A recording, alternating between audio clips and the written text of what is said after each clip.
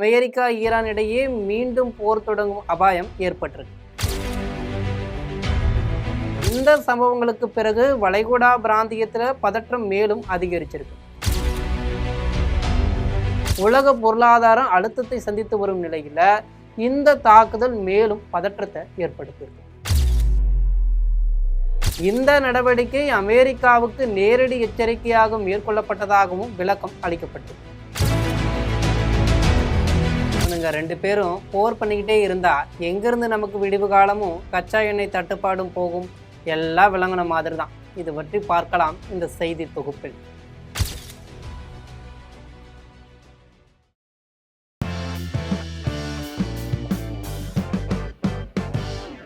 America Iran இடையே போர் நிறுத்த ஒப்பந்தம் மேற்கொள்ளப்பட்டிருந்த நிலையில மத்திய கிழக்குல மீண்டும் பதற்றம் உச்சகட்டத்தை எட்டியிருக்கு.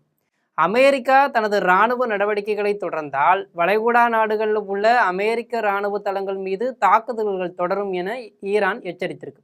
இந்நிலையில பக்ரைன் மற்றும் குவைத்தில் உள்ள இராணுவ இலக்குகளை நோக்கி ஏவுகணை மற்றும் ட்ரோன் தாக்குதல்களை நடத்தியதாக ஈரான் தெரிவிச்சிருக்கு.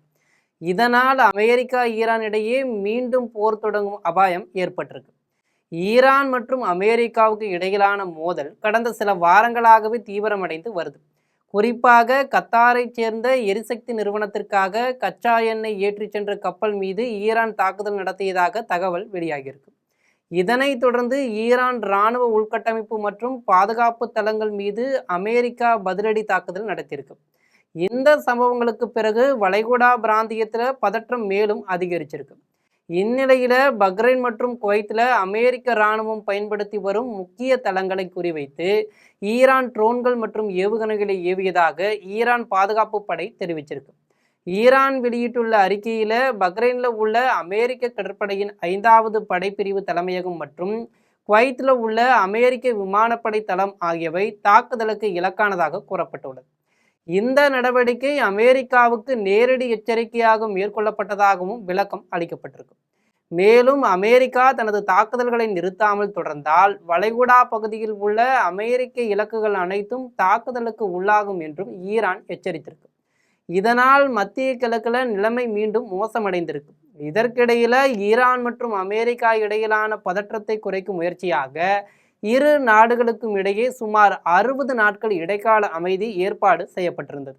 அப்போது போர் நிறுத்தம் தொடர்பாக நிரந்தர தீர்வுக்கான பேச்சுவார்த்தை நடத்தவும் திட்டமிடப்பட்டிருந்தது. ஆனால் தற்போதைய தாக்குதல்கள் காரணமாக அந்த அமைதி முயற்சிகள் முற்றிலும் பாதிக்கப்படலாம் என்ற அச்சம் எழுந்திருக்கு. போர் நிறுத்த ஒப்பந்தத்தை மீறினால் நடைபெற்று வரும் அனைத்து பேச்சுவார்த்தைகளும் முழுமையாக நிறுத்தப்படும் என்பதை எதிரிகள் புரிந்து கொள்ள வேண்டும் என்று ஈரான் பாதுகாப்பு படை தனது அறிக்கையில கடுமையாக எச்சரித்திருக்கு. ஈரானின் இந்த நடவடிக்கைக்கு அமெரிக்கா என்ன பதிலடி கொடுக்க போகிறது என்பதுதான் தற்போது உலக நாடுகளின் கவலையாக இருக்கு. ஏற்கனவே இஸ்ரேல் ஈரான் மோதல், செங்கடல் பாதுகாப்பு பிரச்சனை, கப்பல் போக்குவரத்து பாதிப்பு போன்ற காரணங்களால உலக பொருளாதாரம் அழுத்தத்தை சந்தித்து வரும் நிலையில இந்த தாக்குதல் மேலும் பதற்றத்தை ஏற்படுத்தியிருக்கு. வளைகுடா நாடுகளில் அமெரிக்க இராணுவ தளங்கள் அதிக அளவில் இருப்பதால் அடுத்த சில நாட்களில் அப்பகுதியில் பாதுகாப்பு ஏற்பாடுகள் மேலும் தீவிரப்படுத்தப்படும் என எதிர்பார்க்கப்படுகிறது.